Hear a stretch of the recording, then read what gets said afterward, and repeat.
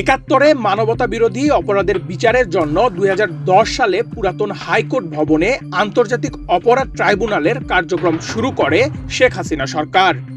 ছাত্র জনতার অভ্যুত্থানে গণহত্যার দায়ে সেই ভবনেই এখন বিচার হবে শেখ হাসিনার।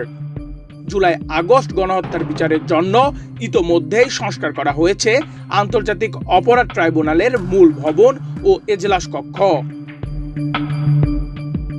7 জানুয়ারি মঙ্গলবার দুপুর 2:30টার দিকে নবসজ্জিত ভবন ও এজলাস উদ্বোধন করেন প্রধান বিচারপতি ডক্টর সৈয়দ রেফাত আহমেদ। এখানেই চলবে জুলাই আগস্টে সংঘটিত গণহত্যা ও মানবতা বিরোধী অপরাধের দায়ে শেখ হাসিনা সহ অভিযুক্ত রাজনৈতিক, আমলা, পুলিশ কর্মকর্তাদের বিচার কাজ। বাংলাদেশের মাননীয় প্রধান বিচারপতি সৈয়দ রেফাত আহমেদ সাহেব আজকে এখানে পরিদর্শন করেছেন, আপনারা দেখেছেন, এবং নতুন ভবনের যে কার্যক্রম এটার আনুষ্ঠানিকভাবে তিনি উদ্বোধন করেছেন। এবং তিনি বলেছেন যে জুলাই আগস্টের রক্তাক্ত অভ্যুত্থানের মধ্য দিয়ে বাংলাদেশের যে নতুন পর্যায়ে প্রবেশ করেছে, ছাত্র জনতার যে আকুতি, বিচার প্রাপ্তির যে আকাঙ্ক্ষা, ন্যায় বিচার প্রাপ্তির যে আকাঙ্ক্ষা, সেটি এই ট্রাইব্যুনাল পূরণ করতে পারবে বলে তিনি আশাবাদ ব্যক্ত করেছেন। এবং তিনি মনে করেন যে মানুষের ন্যায় বিচার প্রাপ্তির জন্য এই ট্রাইব্যুনাল সত্যিকারের একটা ভূমিকা পালন করবে, এবং সেই দিনটি দেখার জন্য তিনি বাংলাদেশের জনগণের সাথে একইভাবে তাকিয়ে আছেন। 1905 সালে প্রতিষ্ঠিত এই ভবনটি শুরুতে ছিল গভর্নর হাউস, পরে এখানে পরিচালিত হয় ঢাকা হাইকোর্টের কার্যক্রম। 2010 সালে এটি আন্তর্জাতিক অপরাধ ট্রাইব্যুনাল হিসেবে ব্যবহৃত হয়ে আসছিল। 71-এর মানবতা বিরোধী অপরাধের পুরো বিচার কাজ পরিচালিত হয় এই ভবনে।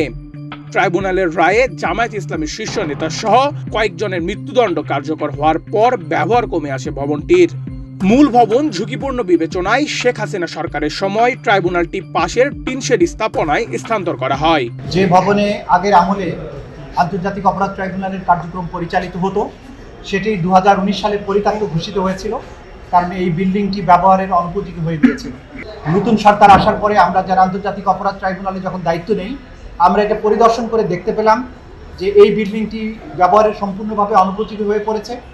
কিন্তু বর্তমানে যে টিন শেডটিতে, অর্থাৎ গতকাল পর্যন্ত যে টিন শেডে বিচার কার্য পরিচালিত হচ্ছিল, সেখানে আন্তর্জাতিক স্ট্যান্ডার্ডের এই ধরনের হাই ভোল্টেজ একটা বিচার কার্য পরিচালনা হওয়াটা অশোভনীয় বলে মনে হয়েছিল আমাদের কাছে। তাৎক্ষণিকভাবে আমরা এই বিষয়টি সরকারের যথাযথ কর্তৃপক্ষের দৃষ্টিগোচরে আনি, এবং তারা তখন তাৎক্ষণিকভাবে সিদ্ধান্ত নেন যে এই আগের যে ইজলাস কক্ষ ছিল সেটিকে সংস্কারপূর্বক এই ভবনটিকে ব্যবহারের উপযোগী করা দরকার। আমরা অত্যন্ত আনন্দিত যে গণপূর্ত বিভাগ এবং গণপূর্ত মন্ত্রণালয়ের প্রকৌশলীদের অক্লান্ত চেষ্টায় 1 মাসের মধ্যে এই বিল্ডিংটির রেট্রোফিটিং এবং রেনোভেশনের কাজ তারা সমাপ্ত করেছেন। গত 5 আগস্ট গণ অভ্যুত্থানে শেখ হাসিনা সরকারের পতনের পর জুলাই অভ্যুত্থান চলাকালে পরিচালিত গণহত্যার বিচারের উদ্যোগ নেওয়া হয়। সেই লক্ষ্যে গত 14 অক্টোবর রাষ্ট্রপতির আদেশক্রমে প্রজ্ঞাপন জারি করে আন্তর্জাতিক অপরাধ ট্রাইব্যুনাল পুনর্গঠন করা হয়।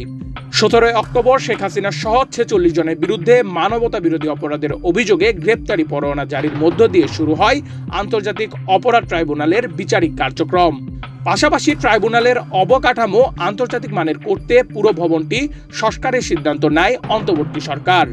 অক্টোবর মাসের দ্বিতীয় সপ্তাহ থেকে পুরোদমে শুরু হয় সংস্কার কাজ। নেহাল আহমেদ প্রান্ত, বাংলাদেশ প্রতিদিন।